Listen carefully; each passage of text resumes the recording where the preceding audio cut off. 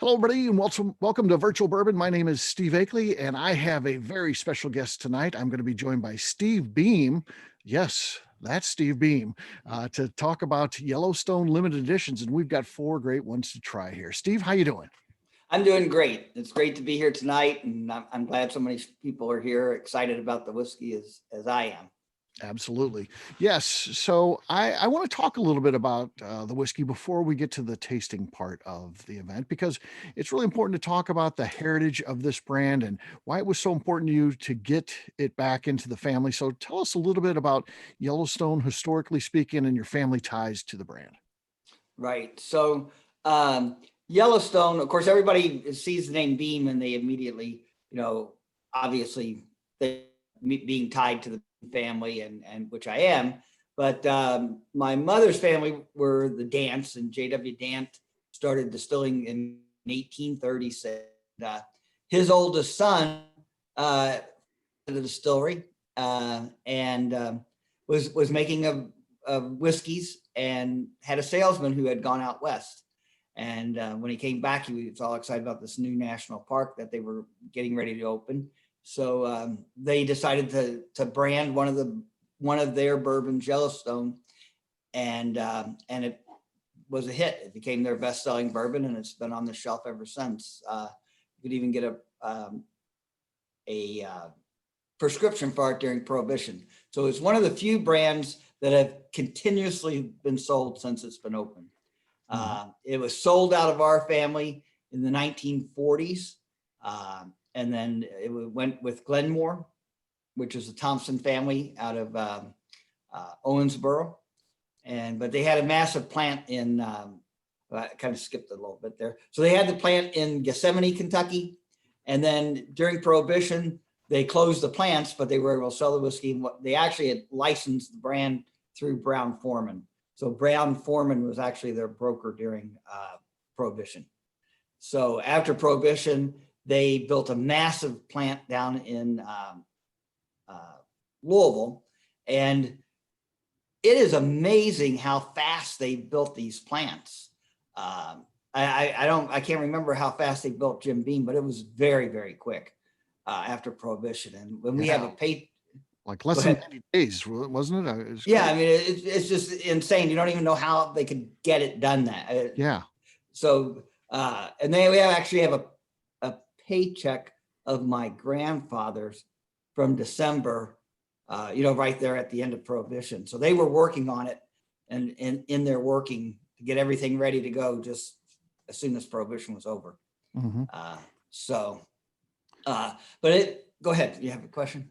I obviously wanted you to keep going if you've got more to the story. I was just going to ask though, family history type of stuff with that sale to Glenmore. The direct lineage of your family then was out of the business. I mean, I know extended family because you're related to the other side with the Beams. Yeah, but direct lineage that was out. With the Dance in 1944, that was it for ours. Gotcha. They sold it when they sold it to. Then part of the Dance still had a distillery in Gethsemane, the original distillery operating under J.W. Dant, but it was sold in the 50s. Mm-hmm. And Armand Hammer, the investor, bought it and then flipped it. He said it was his best investment he ever made. But anyway, he bought that from one of the Dants, but they were pretty much out of the business by the 1950s. Mm-hmm. But my aunt continued to work at Yellowstone. So she was working there when I was young. So we always had Yellowstone things for Christmas, and bottles that she would bring in. The bottle decorations. We had these little bows things that my mom used forever that they put on top of the boxes. So there was just always integrated into my family, the Yellowstone. I actually knew more about Yellowstone, than the Beam side. And so it was always a very important brand to me. And so we, they sold it to Luxco. What happened was United Distillers bought Glenmore in the early 90s. Then United merged with Guinness Beer, became Diageo. And Diageo was like, what is this bourbon stuff? We don't want anything to do with it. So they closed the plant down and sold the brands away. And that's when Luxco got Ezra Brooks, Yellowstone, Rebel Yell, David Nicholson, all Steve, those brands. were you, I mean, you were doing a totally different thing at that time of your life. Yeah. Did you even hear about that? Or did you hear after the fact where you're like, oh man, the family, or were you not so far removed? That wasn't even on your radar at that point. It was so far removed. It was just not on my radar. Mm-hmm.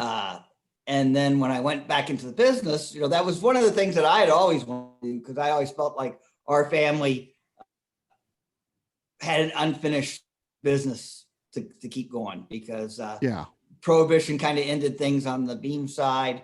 My great grandfather died young on my mom's side. So I just felt like it was something that I needed to do.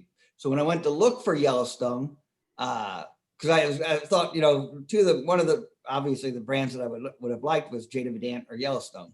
Mm-hmm. And so I went looking for Yellowstone, and it was sold to David Sherman. When I started doing the research, it was sold to David Sherman, and then there was no such thing as David Sherman because it had become Luxco.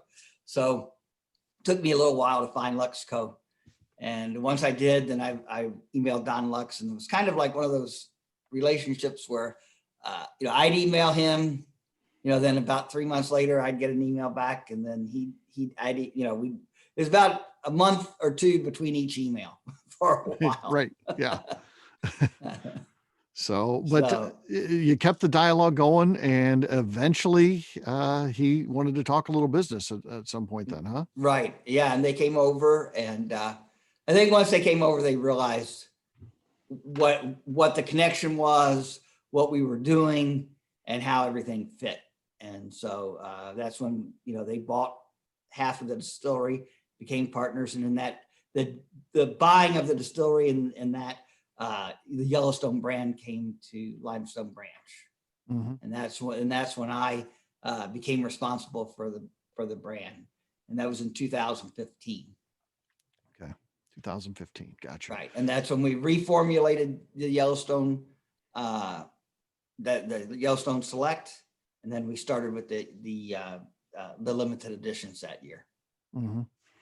That had to be a pretty good night, the night you got that, right? That was your quest, and it finally happens. I can't even imagine.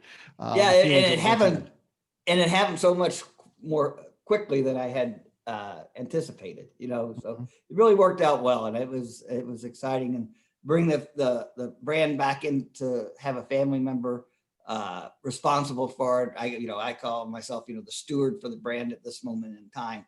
When you have a brand that's as old as Yellowstone, coming up on 150 years, there's a lot of people who take care of it over its lifetime. And I'm just honored to be one of those people. Yeah.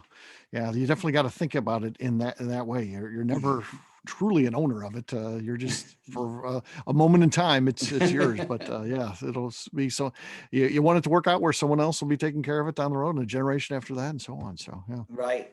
Yeah. And the Beams and the Dance always had a close relationship. For my family, it's through marriage, but then even so, there were Beam distillers at Yellowstone up until at least the 70s. So, so tell me a little bit about the what the plans were. So you go through and you work out that deal with Luxco, and you're a part, you're partners now on this, and what were you just going to do regular Yellowstone, then limited, or like we're seeing it today, or how did you come up with the idea to do exactly that? We kind of formulated this idea from the get-go, that we would do the Yellowstone Select, and then each year do a limited edition. Mm-hmm. And that was the game plan. We weren't going to do a tremendous amount of, SKUs and things. We were just going to stay kind of focused on what we do, and try to do it the best we can. So, and of course we were making mostly moonshine at that time. Yeah.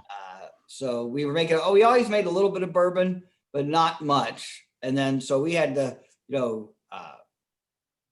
add fermenters, and we had to up our production to a whole 1 barrel a day. But anyway, so we have to, the production and to get everything just for the bourbon, and so yeah, and it's been great. But it was always important for me. It was one of the things with Luxco.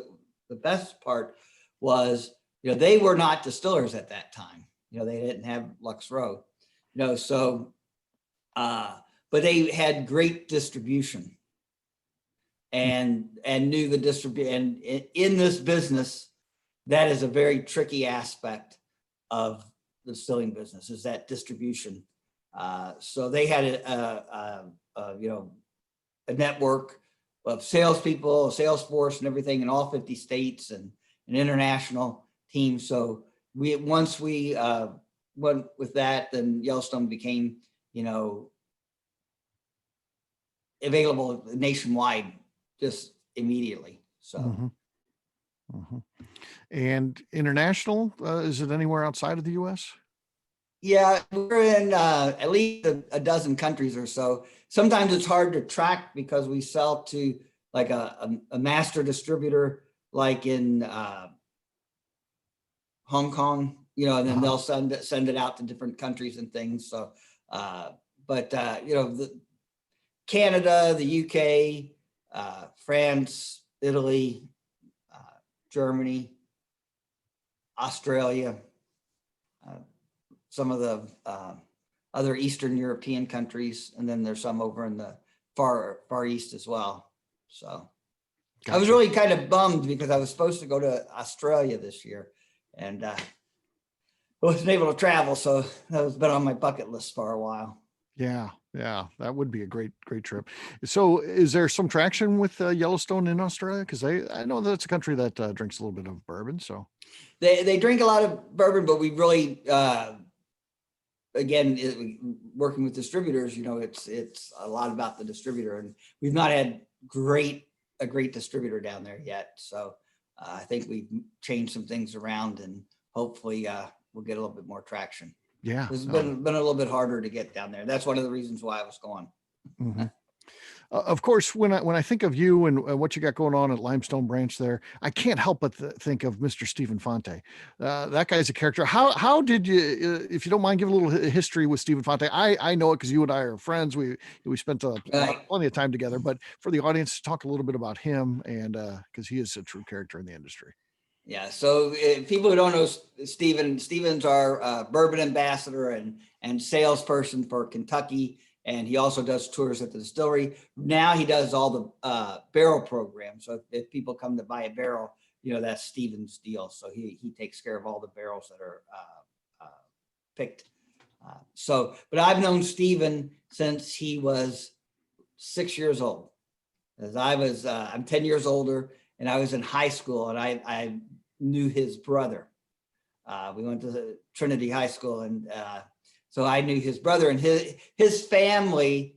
His father was a lot like Stephen. So and people just kind of gravitated toward their family in the house, because it was always one of those places where the kids just kind of went to. And it was great. But anyway, Stephen was a pain in the neck because he was 6 years old, and you're the little brother that wants to hang out with the older. Yeah, I had some friends like that too. Yeah, I get that. Yeah. So I guess he got a thick skin from all that, because he was the youngest of three boys. But so I've known him, gosh, since the 70s. Yeah. So but then I went away to school, and then I didn't live in Kentucky for quite a while. So I kind of had lost touch and didn't know anything. And then I was in the funny thing is, I was in the restaurant business. And my brother was my partner. He had another restaurant, and he was like, "Well, we've got this Stephen Fonte, and he's here selling tea." And I was like, "Fonte, is that Leo?" I said, "But Leo didn't have a brother named Stephen." And because he was named, it's funny, his name, when I knew him, his name was Paul, because it's Stephen Paul. So he went by Paul. And then when he went to high school, if you can believe this, he said, the first day of high school, they went through roll, and since his name was Stephen Paul, they said Stephen, and he raised his hand and said, "Here." because he's too shy to tell the He was too teacher. shy? He was too shy to tell the teacher that he went by Paul. So all through high school, for the rest of the now he's Stephen. So. That might have taken a while for his parents to get used to. Well, they still some of his family still call him. Do they call him Paul? Yeah, like aunts and things. So, or they mix it because they've called it that so long. But Stephen's a great guy. He came on when we got the Moon Pie brand when we were doing moonshine, and he became our salesperson for that nationwide, and did a fantastic job with that. We partnered with Luxco, and we brought him back in, and then he was at the distillery for quite a while, just doing tours and things like that, and then now he's the brand ambassador for Kentucky, and still does a few tours here and there. So last thing I need to ask you before we get to the whiskey, because to me it's one of the most fascinating aspects of you, the fact that you actually knew Colonel Sanders. I can never get over that. That never gets old to me. So, just tell a little bit about Colonel Sanders and your, it's not like you're best friends, but you did know him. So yeah, he was a good friend of mine in high school. Another good friend of mine in high school was his neighbor, and I was interested in plants.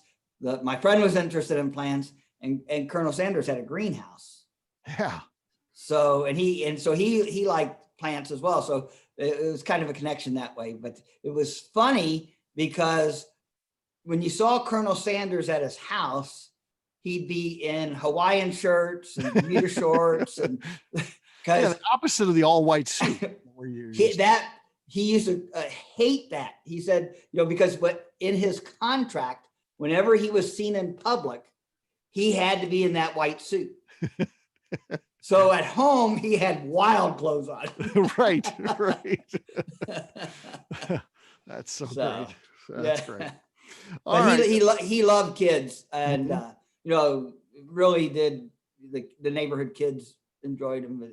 I've heard some stories like that too. Like one time, he just happened to show up at a store, and it caught the manager of the store yelling at a couple kids riding their bikes. So there was nobody at the store. There was no customers there at that point, and he was like, no, let them ride their bikes. And, and he told the boys, he said, when customers start showing up with this can be dangerous. If you don't mind just taking your bikes and leaving. But for right now, go ahead and ride your bikes. We don't have anybody here.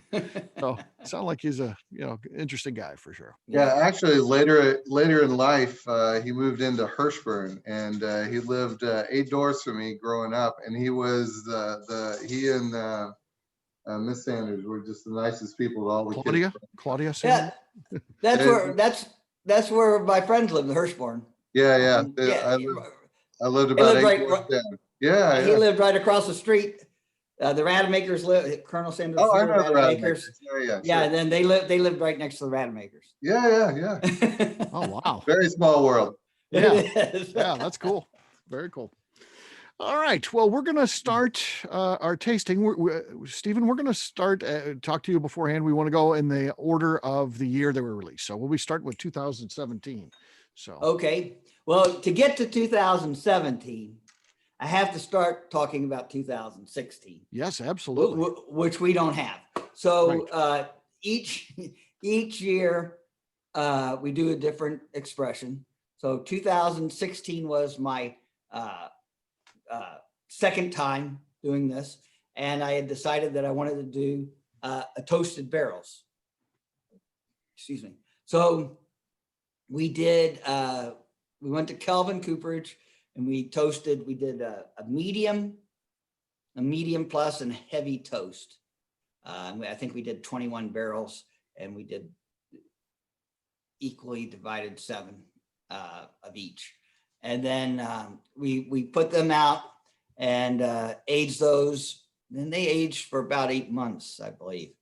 And then we pulled those. We just finished the bourbon. So we started with a 7-year bourbon, put it in those toasted casks, let it sit. And then we blended those back in together, the medium plus, and heavy. Out of those, my favorite was a medium plus, by the way.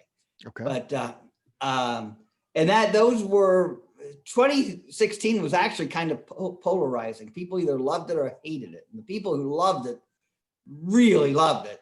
And the people who didn't like it, didn't care for it. And, but it was a little bit more, you had a little bit of the, you can't say char because it was toast, but you had a little bit of that smokiness, and then a little bit more tannic and a little drier. But it was a great whiskey. And like I said, it did well. People either liked it or didn't. But what I wanted to do was a series here. So we took for 2017, in 2016, we dumped those barrels. I sent them back to Kelvin Cooperage, and they knocked the tops off and did a #1 char over that wet barrel. So, there's still bourbon in the wood, and we did a light char over that. And so in the 2017, you're going to taste that caramelization of that bourbon in that wood. So. Very interesting. Okay. Yeah. All right. Let's, we always like to do, Stephen, we kind of go through and share notes on the nosing and then taste and finish type of thing. So, okay. For our group, as we nose this first, you can share in the chat, or if your mic, it's a small enough group, you can open up your mic if you want to say. Either way.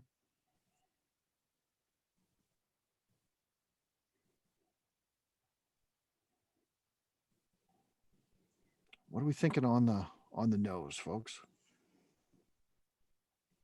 Brown sugar and pralines. Definitely. I would say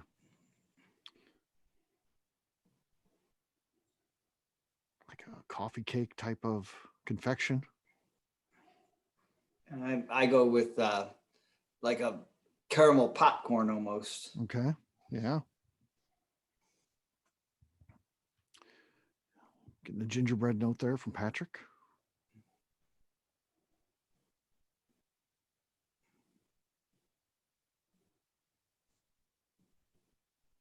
Heavy cherry, dark fruits, like a port. That's good.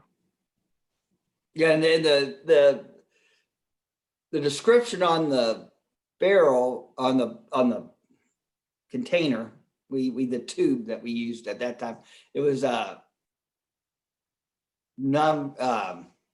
charred wine casks, because they were wine casks and not a bourbon barrel that we use. Mhm. And the wine casks are a little bit different. They have the staves are tighter, so they don't let quite as much air in. We use an air dried stave and then a toast, which is conducive of a wine barrel itself, and was actually a wine barrel as opposed to a bourbon barrel. And I tell people that bourbon barrels are kind of made like a pallet, and wine barrels are kind of made like furniture. Yeah. So pallets, the bourbon barrels are slapped together pretty quickly. Wine barrels are made to use over and over again, and they're just made. It's just a better barrel, actually. Mm-hmm. Mm-hmm. And you were kind of at the front of toasting. I mean, now it seems like everyone's got some sort of toasted, finish barrel and stuff like that. But 2017 wasn't necessarily the case back then. Right. Yeah. You're correct. Mm-hmm. All right, let's give this one a taste. See where we're at here on the taste. What we come up with.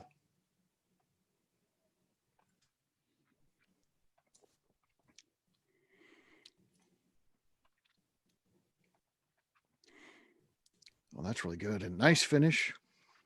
And it's 101 proof. Mm-hmm. So you're going to get some ethanol on there, but it.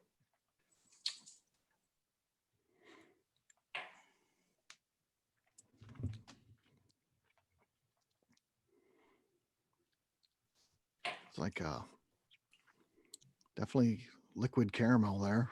I mean, sweet then spicy. Yeah. Yeah, definitely get some spice on the finish for sure.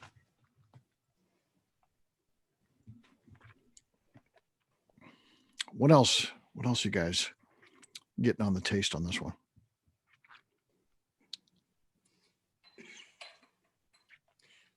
Does anybody get like the that burnt sugar or the burnt kind of a burnt caramel, almost a creme brulee type Mhm. of. Yeah. Hey, I mean, Stephen, I want to say that I'm picking up some of the port in the or the wine finish, but I'm sure it's just the power of suggestion. But I really do get that dark sweet flavor, and I love the smoky finish. I'm definitely a toasted barrel guy, but I think just the suggestion that it's it's a toasted wine barrel makes me want to taste some of that fruity notes in it. Yeah, and you're not the only one, because there were a lot of people who do reviews that said that they could taste the wine in, and then I was like, but there was never wine in the barrel. But but I think you burned it out of it. Right. Those sweet notes and those dark kind of fruit notes, I think, come from that that charring of the bourbon with the wood. That the bourbon that was in that wood, and when we charred it, just a quick char. I think that's where that's coming from. gotcha. So Dark that's some chocolate. Yeah. Dark cherry and tobacco.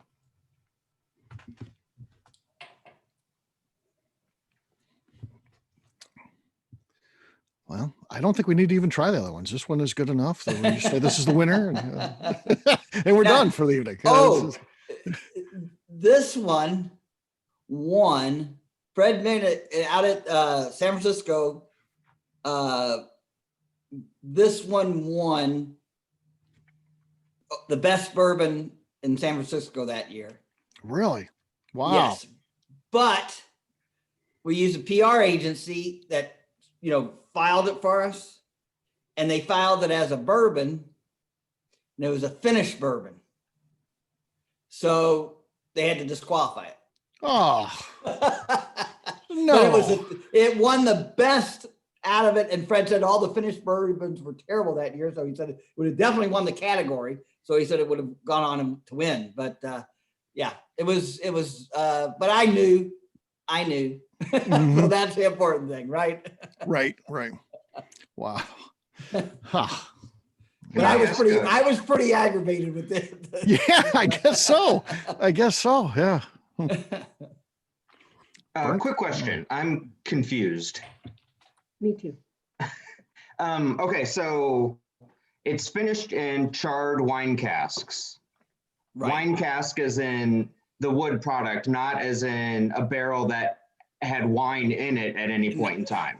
No, yes, you are correct. It had no wine in the barrel, but it is the specific type of barrel. Okay, Okay. gotcha. Thank you. Yeah, because like I said, the wine barrels are just constructed tighter. They just take a lot more time and effort into the barrels, and they're also much more expensive. Yeah. Well, Stephen, this one's great. And, but we are going to go ahead and try the next year. Okay.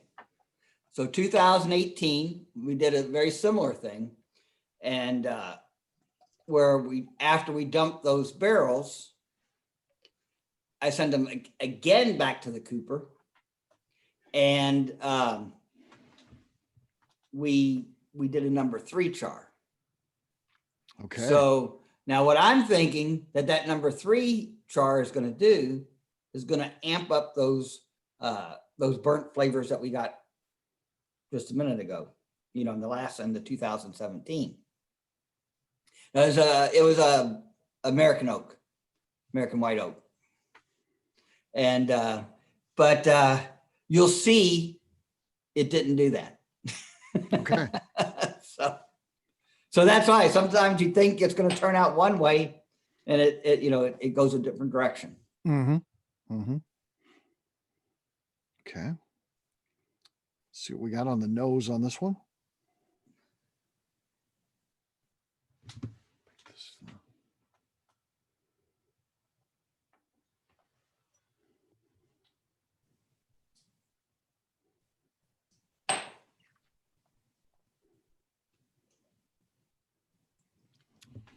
Kind of getting French toast on this.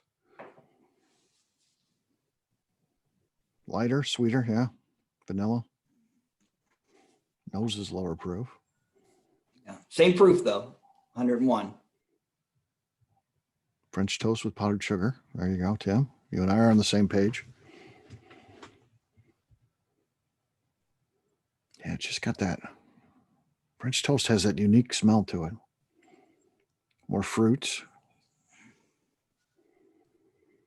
Rob is back. So Stephen Rob was he was battling COVID, and he was signed up for a bunch of our events. Couldn't even do them because he couldn't smell or taste. Oh, that's terrible. So he sat with us just to enjoy the time with the folks, but he saved his samples for the other events. So that's smart. yeah, exactly. My So first event offered disabled list. So yeah. yes, yeah, he's making his comeback. So Great, that's great. mm-hmm. Hint of orange, yeah, yeah. And some of those notes follow through because this is the same distillate that we use in Select. You know, it's just different ages and then of course the different finishes and things. So some of those notes like the citrus that it follows through in all of it, whether you're drinking Select or these that are finished. Yeah. This is very fun on the nose. Yeah, a little bit different each time. Stephen, is this the same barrel? You just did a number 3 char in the same Yes. barrels that you did for the, okay. Yeah. So it started out as a toast and then it went to number 1 and then now number 3. Okay. Exact same barrel.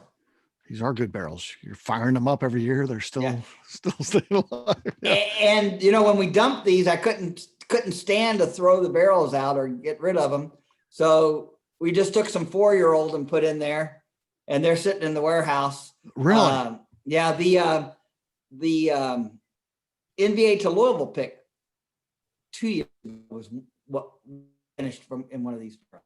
You know, was one of Wow. those barrels. Oh, cool. So they're still sitting in the warehouse, getting better every year. So Okay. We need to be nice. I need to Mr. talk Fonte. to them about that because we need to do something with those. Yeah. Well, this sounds interesting. All right. Time to taste. So cheers, gang, on 2018 here.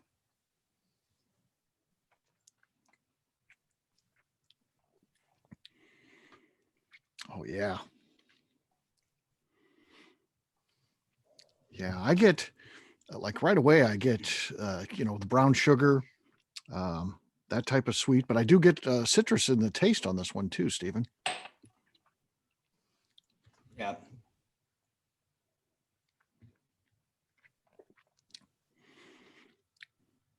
Orange sherbet ice cream. Yeah. But for me, with this one, what I'm getting is it took those notes from the 17 and just it made them richer. Like you were saying, the alcohol seemed to be a lower proof, but it's the same proof. It just kind of intensified the flavors a little bit. Mm-hmm. Got vanilla and pear coming in, orange cream or cream soda, burnt caramel and citrus. Yeah. This is one of my favorites to sit around and sip, by the way. Mhm. Actually, these are all, I can't say that, but it is out of the series. This was one of my favorites, though I like the 17. I don't know. It's like children, you know? Right. Yeah. I would think it's possible for you to, kind of right now, your favorite is this one. This is the one you got in your hand. It's like, yeah, this is my favorite of all time. Then you'll pick up the other one and you'll be like, yes, that's my favorite of all time. Yes, this is it. Well, obviously I like them or they wouldn't be here. And It's you know, true. that is, when I do whiskeys, I do things that I like, and then I hope other people like them as well. So, Yeah. and fortunately, there's been a significant people who liked what I like. So that's a good thing. Yeah. This is really fantastic. I'm enjoying this one. And I like There's this a nice, rich, cigar, fire, slow sip. Okay. And, fantastic. You look at the legs on that. It's just really nice. Yep. definitely get a little spice to it as well on the finish, but real nice, warm, smooth finish for sure. Just an Yeah. overall great drinking experience with this one. Yeah, I was very happy with this one. Yeah. And like I said, I really expected to get a little bit sharper in my head, you know, and amp up, but it amped it made it deeper. Mhm. If you know what I'm saying. So it did make it deeper, but I was expecting it to go a little bit different direction. Yes. Yeah. Yep. And was the 2018 the one that had the famous honey barrel? Yes, Yeah. Yeah. Okay. barrel 66. Yeah. Barrel 66. Yeah. Yeah. I am definitely a fan of that one. Stephen, do you want us to keep going? I mean, they're so good. It's like, can you outdo it again? So we'll see. We'll move on to 2019. The barrel proof is the same. These go in at about 124 because this is mostly sourced. But ours that we do at the distillery go in at, we do some at 107 and some at 109. Thank you. Okay, what was going on in 2019 with this offering, Stephen? So 2019, actually, some of the older barrels that we could have used in 2018 turned 9 years old. So we waited so that we could use a 9 and 12 years old. So, Okay. So we had 7-year-old in the 2018, and then this is, so 2019, we held those barrels back so that it would be 9 years old. And this is not finished at all. This is just a blend of 9 and 12-year-old barrels. Oh, okay. Nice. All right, let's see what we got here on the nose on this one.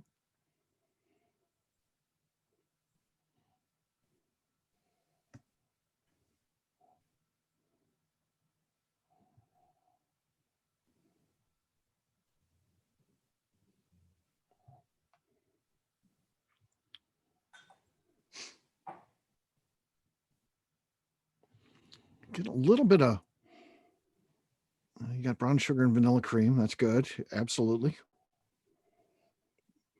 I'm getting a little, I don't know, like cashews or something from the nut family there.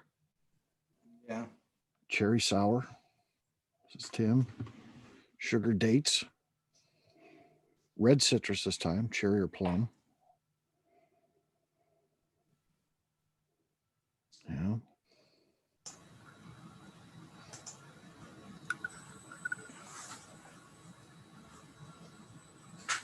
Sean, what do you think on the nose on this one?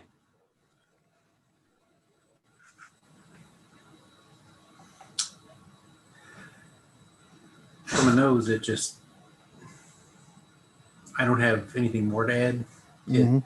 But it just, they're not the same, but it's that familiar smell. Mhm. It's just comforting. Classic notes: caramel, sweet oak, French vanilla, pudding. I want to say a little bit of tea note in there. I'm kind of getting now. Like if you're at the tea shop. I kind of get some like a rick house smell too. Mhm.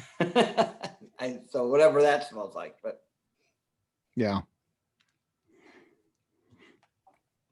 Jason, what are you thinking? Like I said, the sugar cookies was on point for me. I get the date flavor, that date nose. It's that sugar. When I was in Iraq, we always pulled them from the trees. So Mhm. it's very stone fruit, sugar, kind of aromatic, grassy almost for me. Yeah. All right. Big moment of truth here. Let's give this a taste. So cheers. cheers.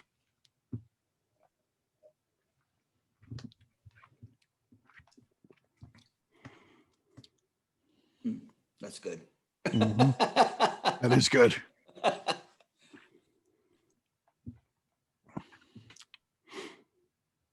Yeah, that's got some of those creme brulee notes too, I'd say.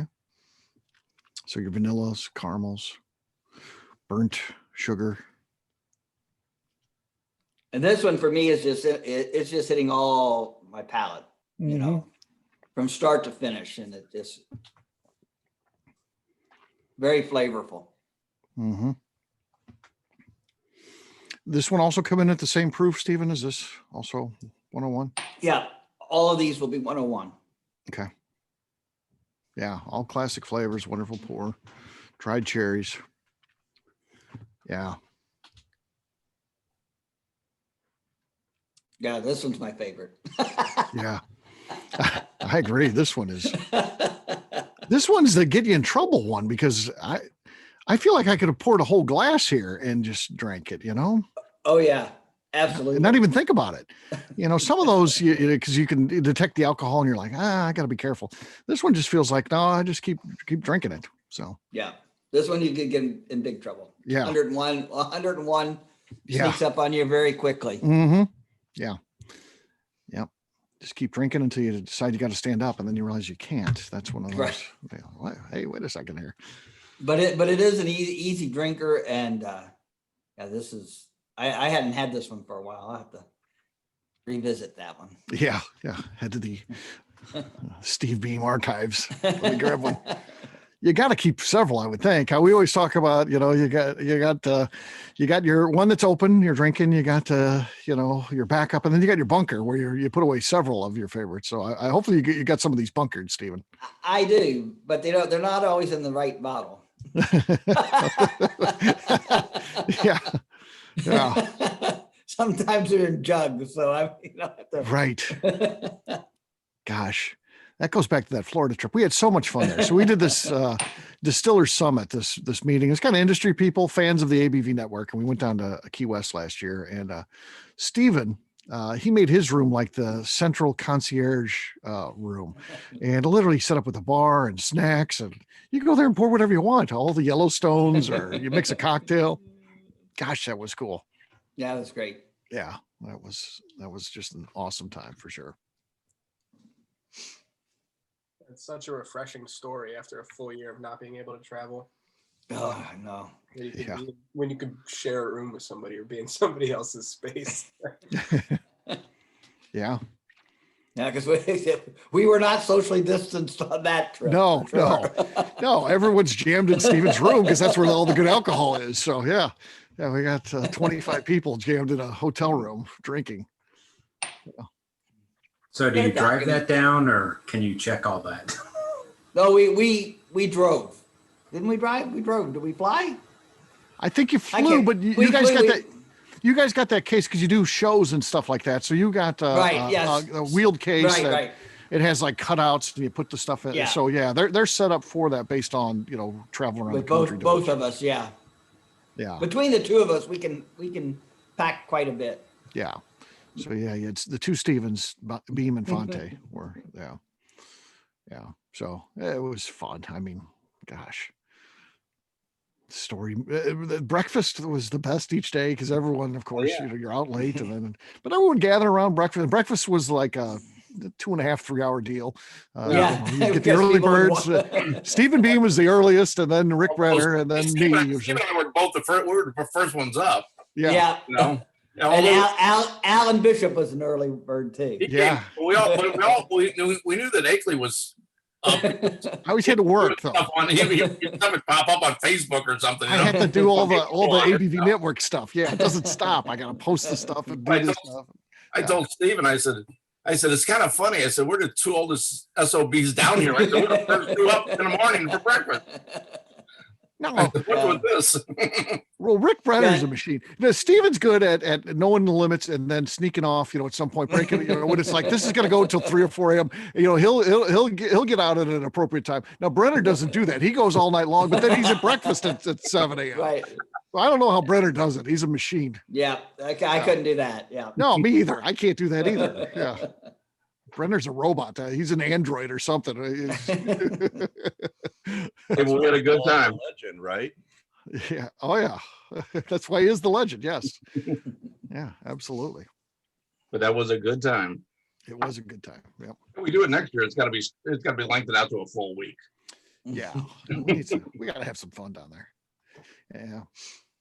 And it had warmed up. I know that because Stephen, you were there longer than the rest of us, but you had the iguanas fall on the tree. By the time we got there, it was warm. So it was.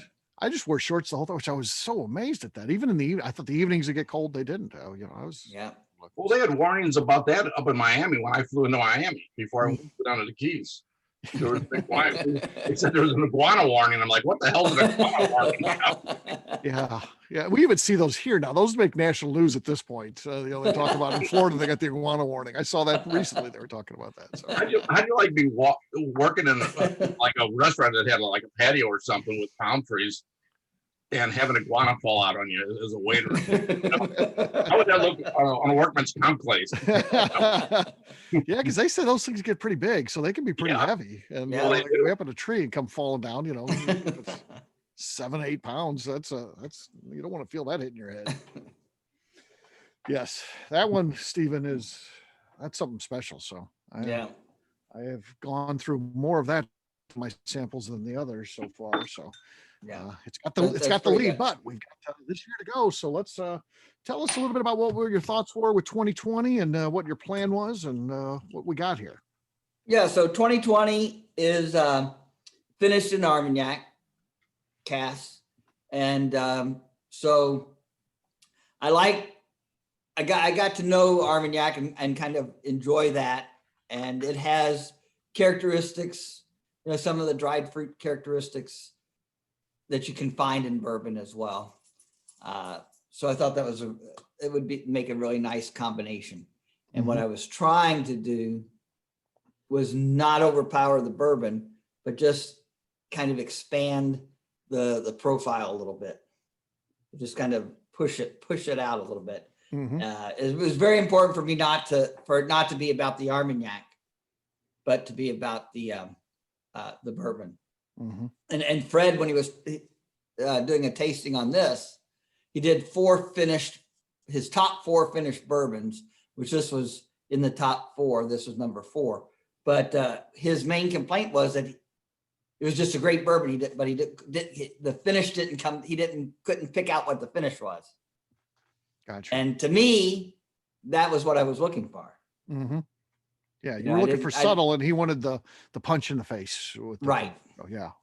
Gotcha. Okay. All right. Well, let's take a nose of this one and see what we got here. Oh, yeah. Totally different.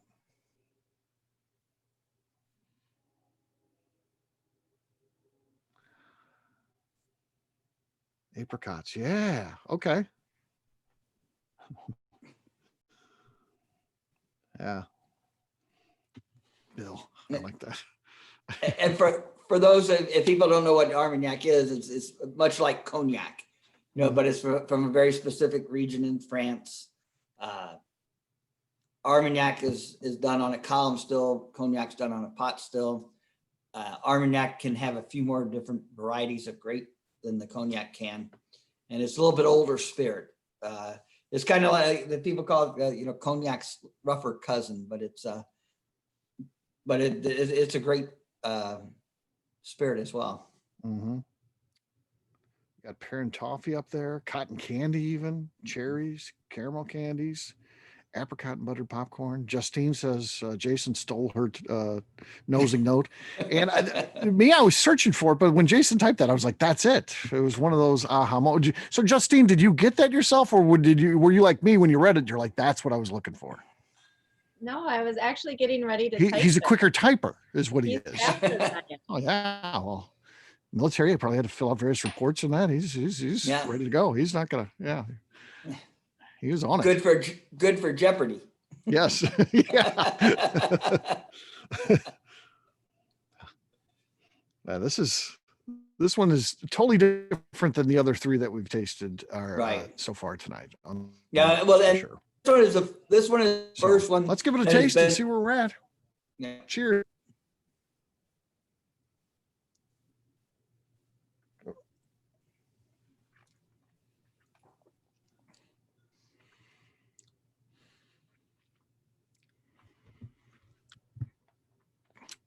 And what were you saying there, Stephen?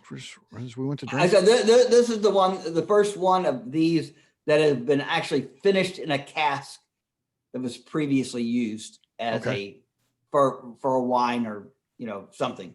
Gotcha. So While we're drinking, Stephen, can I ask why the change in the bottle shape for 2020? Well, we wanted it, people were getting confused between the limited and the select, and they didn't know. So we really wanted for the limited to stand out on its own and not be confused with the select at all. It was just not enough difference between the two. So this is completely different, shows up once a year. So. Awesome. Thanks. Yep, and this is how the bottle looks now. So that's the current bottle. Regular Yellowstone looks like this. And you have another offering now that just started this past year, the gift shop, the picks that you guys sell through your gift shop there. So a little bit different there too. Yeah. You see this one, these are usually very good picks. So. Mm-hmm. Well, because we do, those are barrel picks as well. Yeah. So that's cool. Yeah, the barrel pick I've got here, Stephen, is the Caitlin. Which one? The Caitlin. Caitlin. Oh, the Caitlin. Yeah. That was our very first one for the gift shop. That's really good. Yeah, we have that also. Yeah, that's the one that I had there to just showed up too. So yeah, I got the Caitlin. Yeah, this one is just in case. Just in case. Okay. Named after Case. Yeah, that's a good call for sure. And he has inspired your mustache too, correct? Minor Case? Minor Case, yes. Yeah. So when we Minor Case had this huge mustache, and when we launched the brand, I thought I'd do a tribute to him and grow out a mustache for that. And so this is like 4 years later, it's still here. So still promoting it, the brand, yeah. Yeah. And the funny thing is, and if anybody follows me on Facebook, they'll see it, but a cousin had a picture of the Dant boys. So J.W. Dant had 7 sons who were all master distillers. And it must have been a wedding or something, because they're all in like formal attire.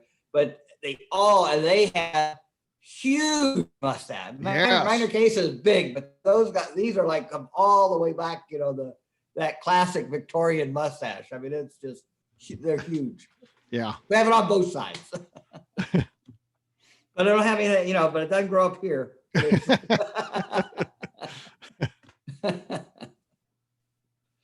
What else we get on the taste on this one, folks?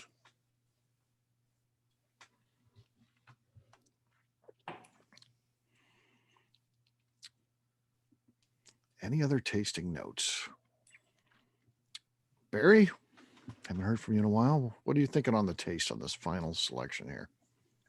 Well, I definitely think it's a dry finish, but I get floral that's lingering on the finish for me. Yeah. But it's unique. It's definitely a favorite. I like it. Mm-hmm. Yeah. There's those mustaches. Look at that. Yeah, yeah. And the guy on the top right is my great grandfather. Lift that up a little bit to show bottom left. Yeah, a little bit higher. There. Yeah, now I can see it. Yeah, the guy in the center there. He's got goes all the way around. Hints of barbecue at the finish ends. Yeah. Yep. Yeah, there's it's kind of a sweet floral, lighter sweetness that comes through. Mm-hmm. Yeah. Very good. All are excellent. Any of these bottles you'd like to have in your collection for sure. So very, very good. We're talking to Tim earlier. He has all of them from the entire series. So Tim, that was impressive, man. Yeah, I've got it. even got this one of the single barrels from Benny's, Stephen, too, because Benny's picked 4 barrels. Right. And these were gone in a day all across the city of Chicago. When they sent it around, I was like, oh boy, I got to grab that one. I had my eyes on one of the barrels and that was gone. Well, I've got this one left back here we haven't put on the shelf yet. And it's like, oh yeah. They're like, well, what is this stuff? Do you even know about it? I said, if you don't know, you don't know. Don't worry about it. What is it? Yeah. No, you don't have to worry about it. Well, I mean, it's been hard trying to find Yellowstone on the shelf. Just random standard select. Well, we had a problem, a good problem, but when we advertised on the show Yellowstone, Mm-hmm. and when we started advertising on that, it cleared the shelves off across the country. Wow. And we weren't really expecting that. Right. And so it got us behind. So we ordered, we had sold through our year's allotment of glass in July. So we were scrambling to get more. So we, actually ordered 2 more years worth for last year. So Yeah. it was pretty crazy. Yeah, I guess.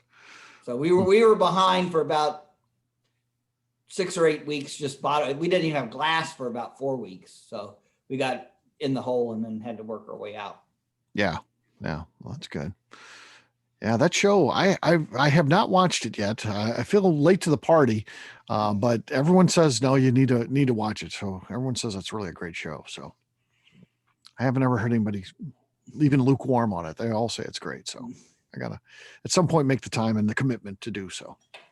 Well, it worked for us. And it's one of those things, a lot of times when you advertise, you're like, did it work? Did it not work? I don't know. Mhm.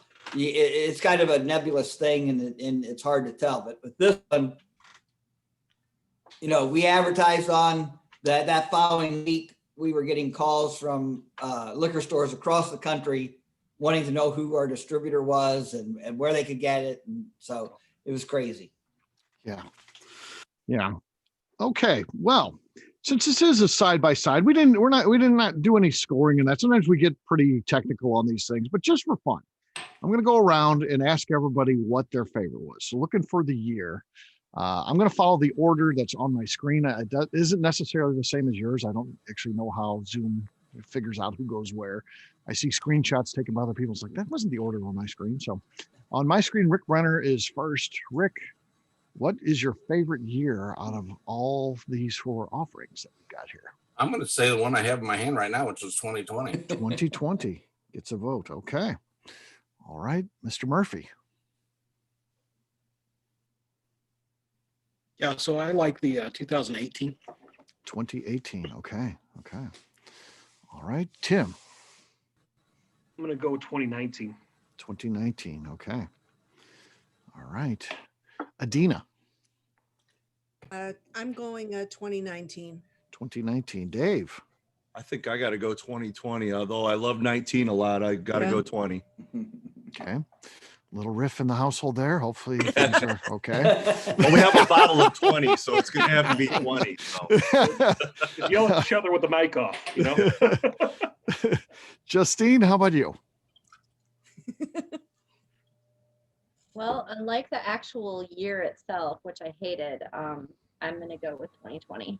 2020. Okay. All right. It was a highlight from 2020. So Rob, how about you? I'm going 19 as well. 19 19. is just so balanced and delicious. Yeah. Yeah. Yep. Scott, you're next on my screen. Scott Pinkowski. I enjoyed 2018 the most. 2018. Okay. All right. Kathy. She's still deciding. I really like the 2019. Okay. Are Going you officially locking that in? She locked it in. Okay. My All final right. answer. Final answer. Okay. Final She's answer. the final answer. Okay. All right. I thought she was going to phone a friend. All right. Scott Wilson, what do you think? Yeah, I'm a 19. That's really just I love them all, but 19 is definitely my favorite. Okay. All right. Melanie? They were all wonderful, but 2019. 2019. Okay. Neil? Yeah, I'd like the 19 too, but they were all really good. Yeah. Yeah. There's no loser here. No. It's not. They're all fantastic. Patrick. I guess I'm alone on this one. 2017. All right, I'm glad it got a vote. I was worried about it sitting out there lonely. So I okay, love that one. it's on the board. There could be a run here. This could be a whole row of 2017 coming up here. Barry, what do you like? I'm definitely a 2020. I love them all, but tonight it's 2020. 20. Yeah.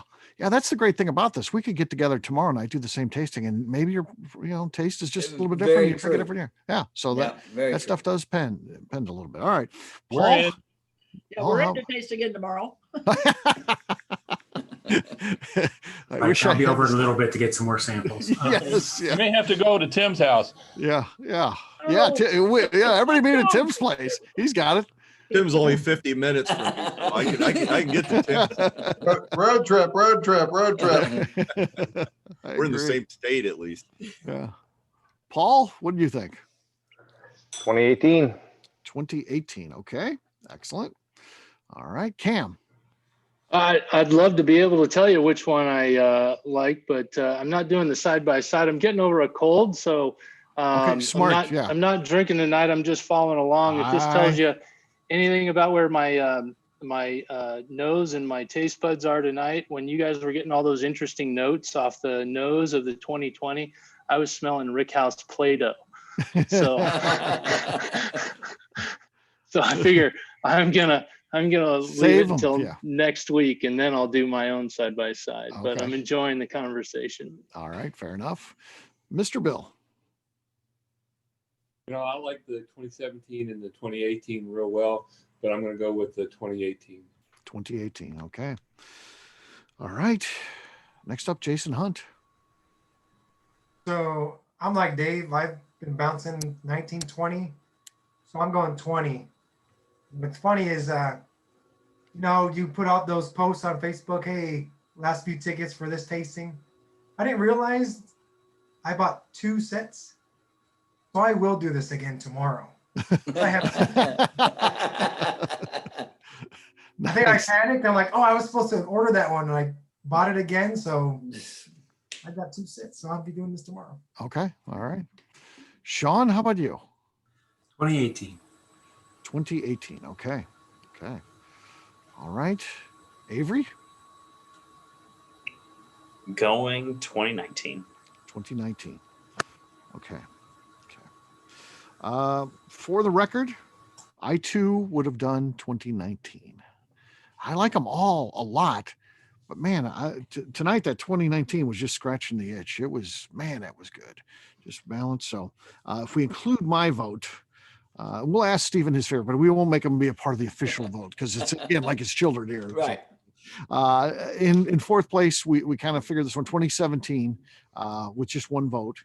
And then we had a tie for second place. 2018 and 2020 both got 5 votes from us. And then 2019 was kind of the runaway winner with 9 votes total. 9 votes total. So Stephen, again, you're not breaking a tie. You're not involved in the official vote there, but did you have a favorite tonight? Actually, tonight, 2019. 2019. Worked for me. But like I said, they were all at the time were my favorite pick. So but tonight, 2019 worked really well. And I tell you, I just took a little bit of the 2018 that was left in the glass and poured it on top of the 2017. Yeah. And that was pretty good too. And it completely changed. It's not either one of them. So that's 2017 and a half. So, yeah. I'll try a little of that. Yeah, it's completely different. Why not? Right? And it shows you, how when you blend things, how things change. Mm-hmm. Oh yeah. Because when I'm blending and I'm picking barrels, I usually pick like kind of a generic meaty part of what it's going to form the base of the product, and then I start looking for the unicorn. Like really nice nose, really nice finish, really nice front of the palate, or different things like that, and then try to blend those in. Of course, when you blend them together, they don't always, something might have a fantastic nose and you blend it in and it completely disappears. Yeah. Yeah, there's some magic, some artistries, and then there's just playing with it, just trying it, doing it, redoing it. Yeah. So Right. you just gotta kind of do that kind of stuff. Continue to work it. Well, Stephen, this was fantastic to do this, get try all 4 of these. I do want to leave the audience, before we end tonight's session, if you have any questions for Stephen, obviously, whether you want to talk about his company, the bourbon business, whatever you like.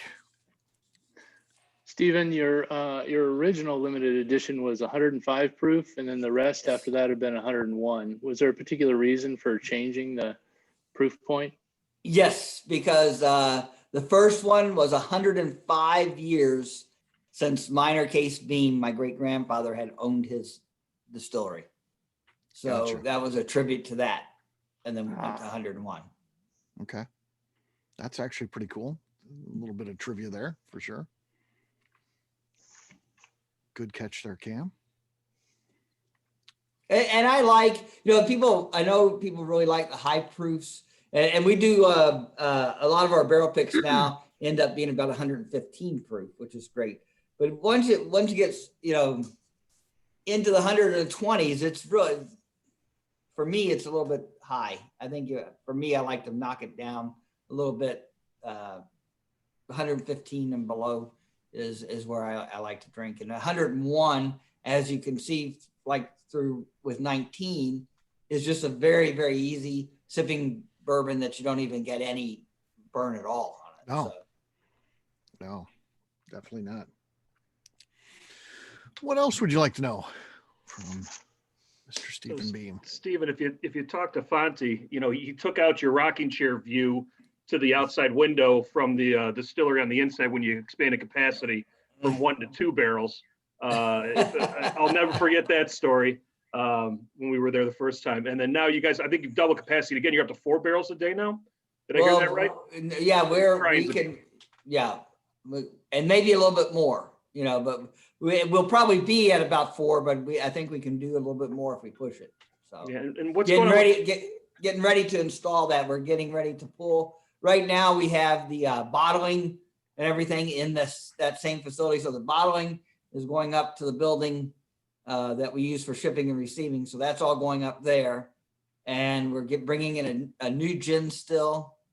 And because we haven't even talked about the gin tonight, but we're bringing in a new gin, new gin still, new stripping still, a couple more larger fermenters, so we're kind of growing up a little bit, still small, but growing up a little bit. Tell us a little bit about the gin then. I mean, because I know it's a little bit of a personal passion project for you. Again, the fact that, botanicals and a whole career, with plants and all that kind of stuff. And beautiful bottle again. We love the hell out of the gin over here. Yeah, look at that bottle. That is a wonderful. Yeah.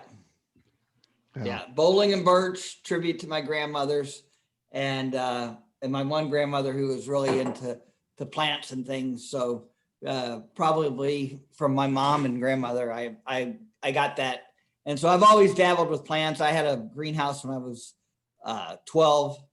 So always had, was really into succulents then, which are very popular now. So I guess it's like clothes, it comes around. But that was what I did in high school. I bought succulents in May, potted them up, grew them all summer long, and sold them in the fall. And so made money from a little side hustle there, sounds like. That was. Before there was a such thing as the side hustle. You had a side hustle. Yeah. So I was always interested in plants. My first, career was landscape architecture. And so when we had all the, we had different plants around the distillery. And so we started just doing some distillations of, like honeysuckles and different things, kind of like when we were doing moonshine. This is kind of stemmed from that. And then we decided to put together an actual gin rather than just, individual like distillates. Mm-hmm. So there's 5 of the distillates that come from the distillery that are just native, that grow there, not native but naturalized, like honeysuckle, blackberry, mulberry. There's some ginseng. There's There's another one I can't. Mulberry, blackberry, honeysuckle. Yeah, there's another one. Can't think of it right this second. Right. But it, you know, it has traditional gin components as well. You know, juniper, cardamom, different things like that. And then the you know, I doubt that there's another gin in the country that has mulberries in it. But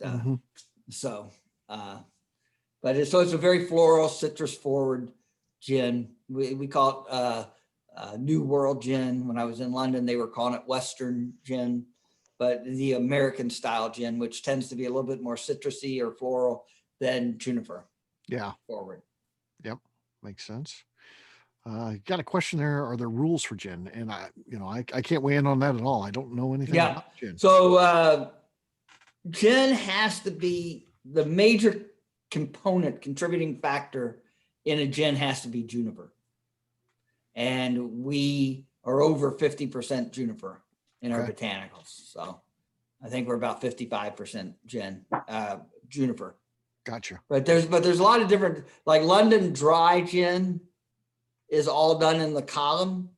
You know, you can't macerate or do an infusion at the end. You can't macerate in the pot and distill it from the pot up. It all has to be done in the column. And so we do a London dry style. Okay.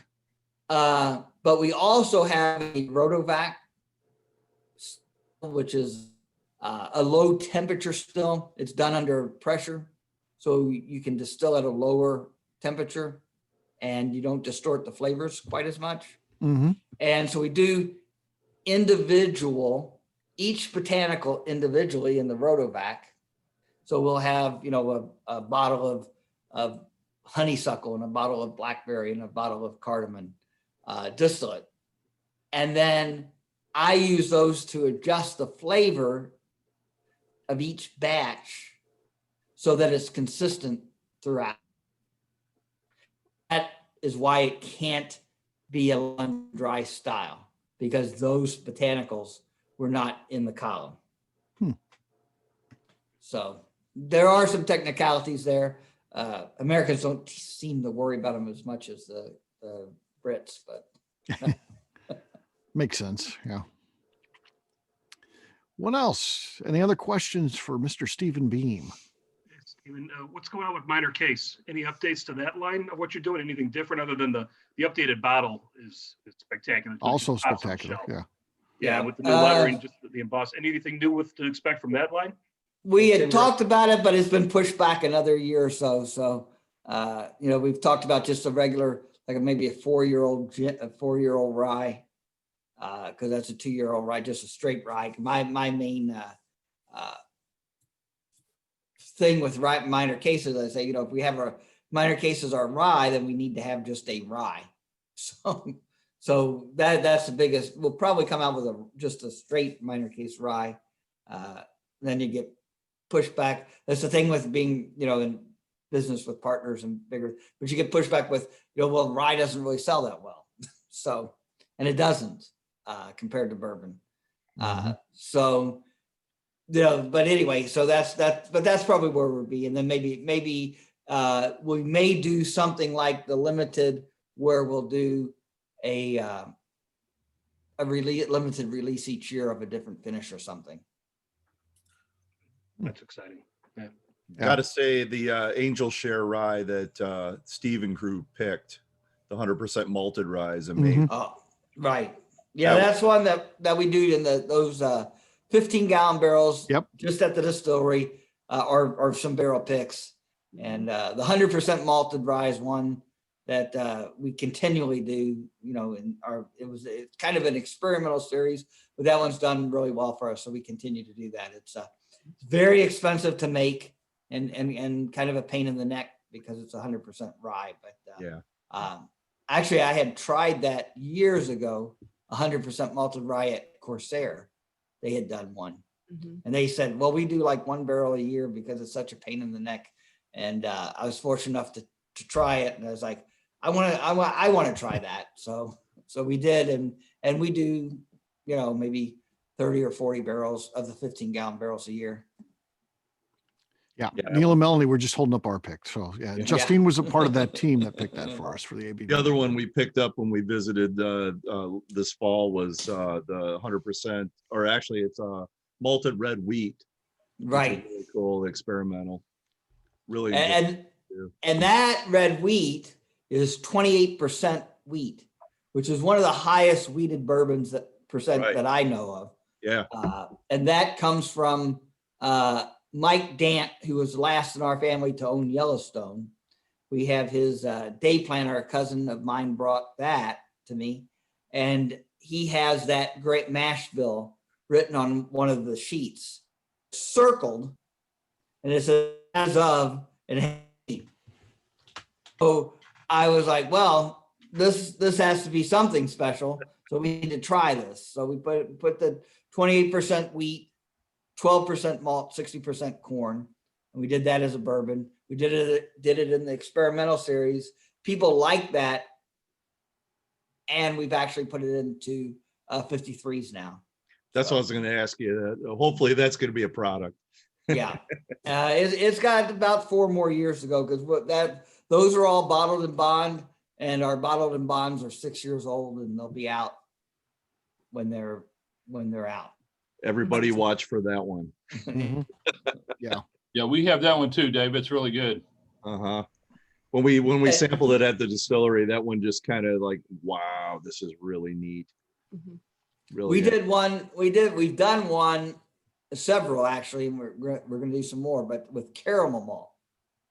And the caramel malt is just fantastic, because it's like, so if you go to an outdoor festival and they're making the caramel corn there, that's what the nose is, and that's what the flavor is. And it's fantastic. And then I actually snagged one. It was the last one. They were tasting it in the tasting room, last bottle in the shop. And it was a chocolate malt. And I honestly believe that was the best whiskey that I've made. Really? Yeah. And it was just a little bit of chocolate malt, and but the finish on it was like you had eaten like a 92% cocoa chocolate, dark chocolate, that real heavy chocolate finish. It was just delicious. It really was. Very cool. All right. Any other questions? So Steve, is there anything special coming up in 2021 we should be watching for? Well, we'll have a new limited edition, so but I can't And tell like when you. are you already working on that, I guess, Steve? Oh yeah, it's already in the barrels. It's already in the barrels. Okay. Yeah. Does that come out at a specific time every year? It comes out in September, usually about the 2nd or 3rd week of September. I could tell you a story about that one. We were passing through your place going to Atlanta on a long drive. And they were labeling the 2020 when we were coming through, and we said, can we buy a bottle today? They said, nope, tomorrow. And we're like, oh, are you kidding me? Atlanta that night. We had to be in Atlanta that night. So we said, is there gonna be any left next week? And they said, maybe. We got one. And we swung back by the next week and lucked out. That's good. Yeah. Next year, we'll have to plan an Atlanta trip on the right day. Right. Yeah. Make sure you're getting it on day one. So yeah.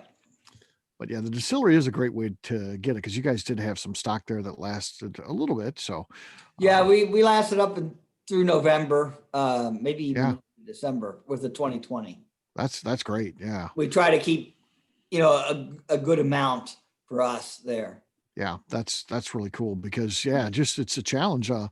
I didn't get any in Missouri, but I had a friend get me a bottle, and then and that was a bottle we used for the event. But then I wanted one for myself for personal consumption, because I only get, like everyone else, I get a 1 ounce pour. And Justine was coming by your distillery, so I had her pick me up a bottle when she came to the distillery, so that worked out well. I only got about 4 or 5 bottles this year, so it wasn't Really? too much for myself. So. Yeah. So yep.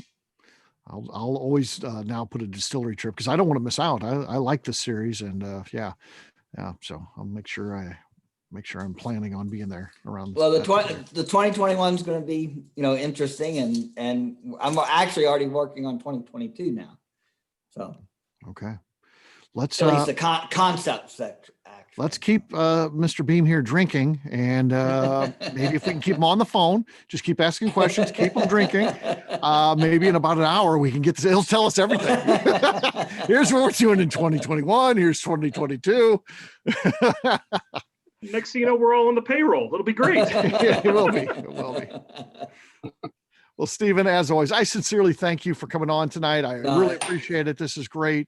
It means a whole lot to me that you take time out of your schedule to come on and talk to us about your products. So it's great to be here. I actually thank everybody for taking the time to spend with me, because I know time, is a valuable commodity. And so when people choose to spend it with me, I appreciate it.